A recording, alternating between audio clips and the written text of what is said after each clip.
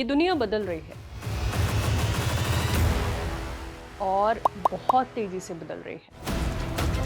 रूस यूक्रेन युद्ध, पश्चिम एशिया में बढ़ता तनाव और अमेरिका की बदलती भूमिका, इन सब ने मिलकर एक नया सवाल खड़ा कर दिया है कि अब दुनिया भरोसे से नहीं बल्कि हथियारों से चलेगी।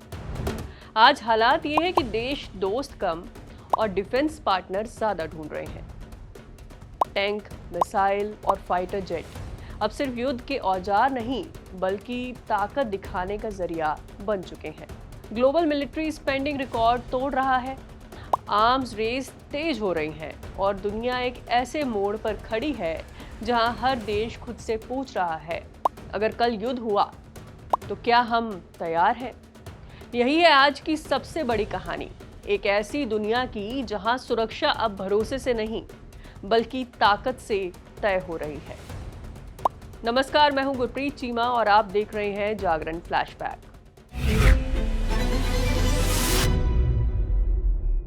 पिछले कुछ सालों में ग्लोबल मिलिट्री खर्च के लेवल ने रिकॉर्ड पूरा कर लिया है। करीब $2.7 ट्रिलियन तक ये पहुंच चुका है। ये सिर्फ आंकड़ा नहीं है बल्कि उस डर, असुरक्षा और अविश्वास का प्रतीक है जो देशों के बीच गहराता जा रहा है। Stockholm International Peace Research Institute यानी कि सिप्री की रिपोर्ट बताती है कि ग्लोबल आर्म्स ट्रेड करीब 10% तक बढ़ चुका है और इसमें सबसे तेज उछाल यूरोप में देखने को मिला है। वजह साफ है, रूस यूक्रेन युद्ध ने पूरे यूरोप को झकझोर दिया है। अब सवाल यह है कि अचानक दुनिया इतनी असुरक्षित क्यों महसूस करने लगी है। पूरी कहानी की जड़ है रशिया यूक्रेन वॉर। 2022 के बाद यूरोप की सिक्योरिटी थिंकिंग पूरी तरह बदल गई। यूक्रेन को मैसिव मिलिट्री सपोर्ट मिला, लेकिन असली बदलाव ये है कि बाकी यूरोपियन कंट्रीज ने भी तेजी से आर्म्स खरीदना शुरू कर दिया। पोलैंड, यूके और कई नाटो कंट्रीज अपनी मिलिट्री कैपेसिटी बढ़ा रही हैं। इस ट्रेंड का सबसे बड़ा फायदा यूनाइटेड स्टेट्स को हुआ। आज ग्लोबल आर्म्स एक्सपोर्ट में उसकी हिस्सेदारी 42% है। पहले यूएस के बिगेस्ट बायर्स मिडिल ईस्ट में होते थे, लेकिन अब यूरोप टॉप नंबर पर आ गया है। इसका मतलब साफ है, हथियार अब डिप्लोमेसी का हिस्सा है। जो देश यूएस से आर्म्स लेते थे वो स्ट्रैटेजिक अलाइनमेंट भी मजबूत करते हैं। दूसरी ओर रशिया की ग्लोबल पोजीशन कमजोर हुई है। उसका आर्म्स एक्सपोर्ट 64% गिर गया है। मुख्य कारण यूक्रेन युद्ध में रिसोर्सेज का डोमेस्टिक उपयोग और वेस्टर्न सैंक्शंस के कारण इंटरनेशनल मार्केट्स तक पहुंच में कमी। पुराने ग्राहक जैसे इंडिया अब अन्य सप्लायर्स यूएस, फ्रांस, जर्मनी की तरफ रुख कर रहे हैं, जिससे रूस की ग्लोबल इन्फ्लुएंस घट रही है। एशिया में नया पावर बैलेंस बन चुका है।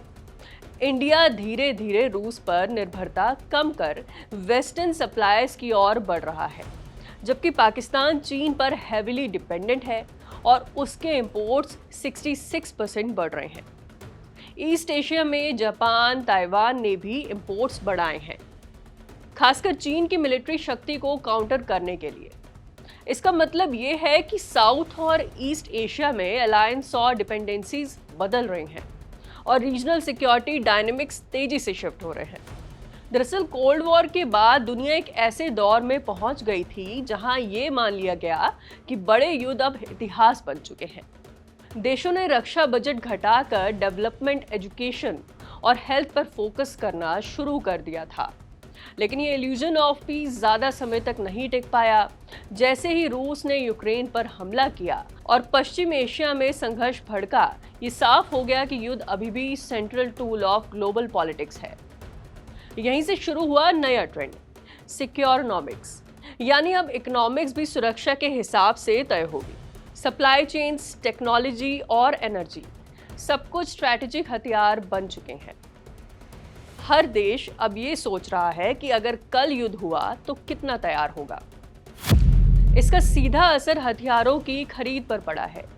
आज वर्ल्ड के लार्जेस्ट आर्म्स एक्सपोर्टर की बात करें तो अमेरिका अब भी नंबर 1 पर है, जो ग्लोबल एक्सपोर्ट्स लगभग 40% हिस्सा अकेले संभालता है। इसके बाद रूस, फ्रांस, चीन और जर्मनी आते हैं। लेकिन दिलचस्प बात यह है कि रूस की हिस्सेदारी घट रही है, जबकि फ्रांस और अमेरिका तेजी से आगे बढ़ रहे हैं। इसका कारण है यूरोप और एशिया के देशों का पश्चिमी हथियारों पर बढ़ता भरोसा। वहीं इंपोर्टर्स की लिस्ट में भारत लगातार टॉप पर बना हुआ है। भारत, सऊदी अरब, कतर, ऑस्ट्रेलिया, चीन जैसे देश बड़े खरीदार हैं। भारत लंबे समय तक दुनिया का सबसे बड़ा हथियारों का टॉप खरीदार रहा है, लेकिन अब तस्वीर धीरे धीरे बदल रही है। भारत ने पिछले कुछ सालों में आत्मनिर्भर रक्षा पर जोर दिया है। सरकार का लक्ष्य साफ है, खरीदार से मैन्युफैक्चरर और इवेंचुअली एक एक्सपोर्टर बनना है।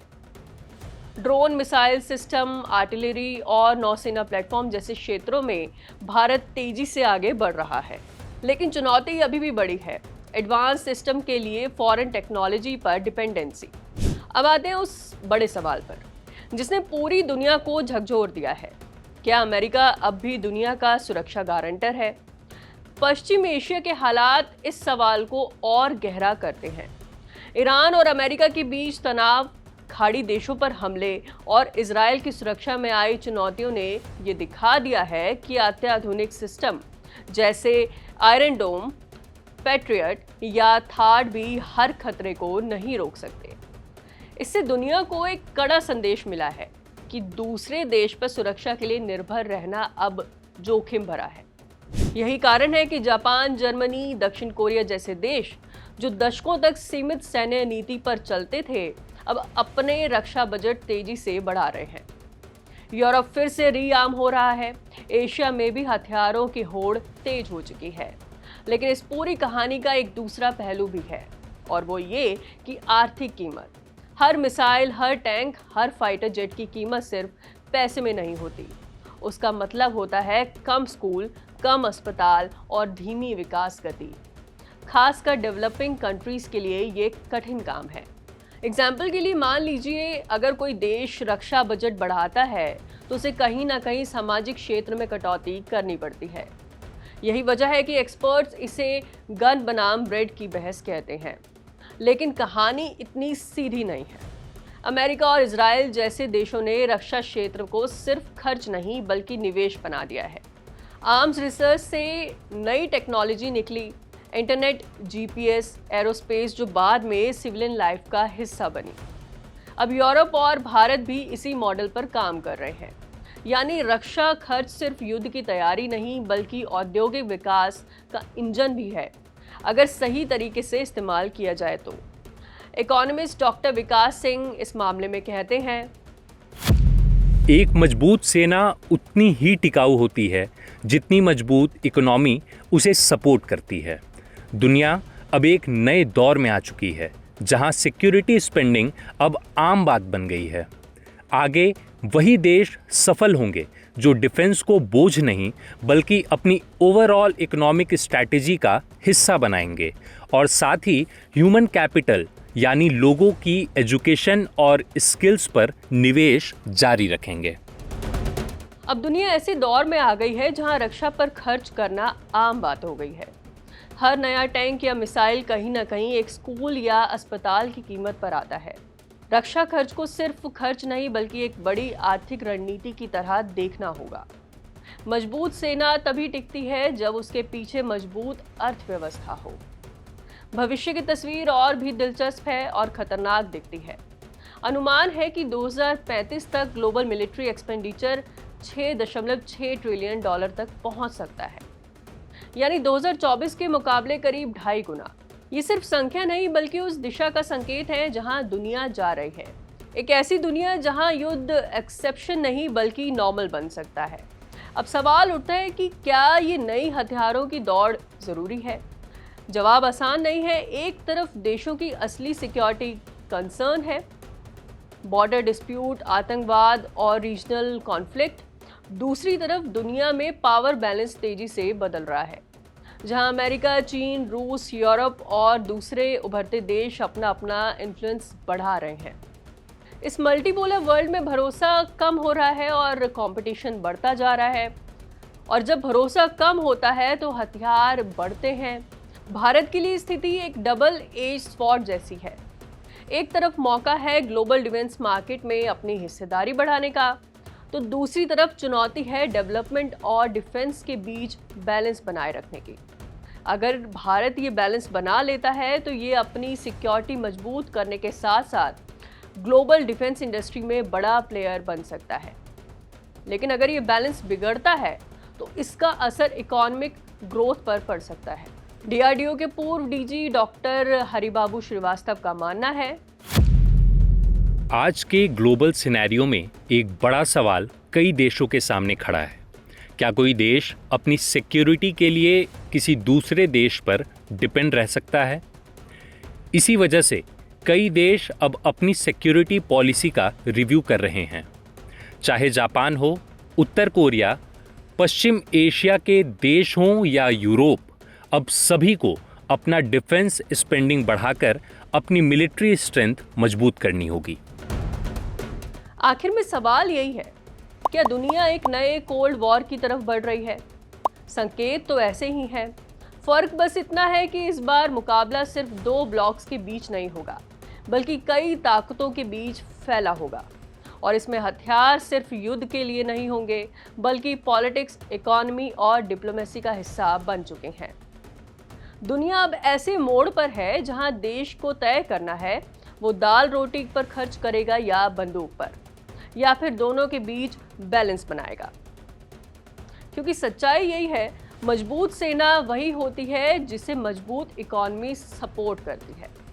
और अगर ये बैलेंस बिगड़ गया तो हथियारों की रेस सिर्फ सिक्योरिटी ही नहीं बल्कि पूरी दुनिया के फ्यूचर के लिए खतरा बन सकती है।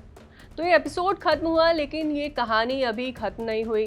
अगली बार मिलेंगे दुनिया के छुपे हुए पॉलिटिकल गेम और वैश्विक ताकतों के असली डायनामिक्स के साथ। जागरण फ्लैशबैक के पिछले एपिसोड देखने के लिए आप ऊपर क्लिक कर सकते हैं और जुड़े रहिए दैनिक जागरण के साथ।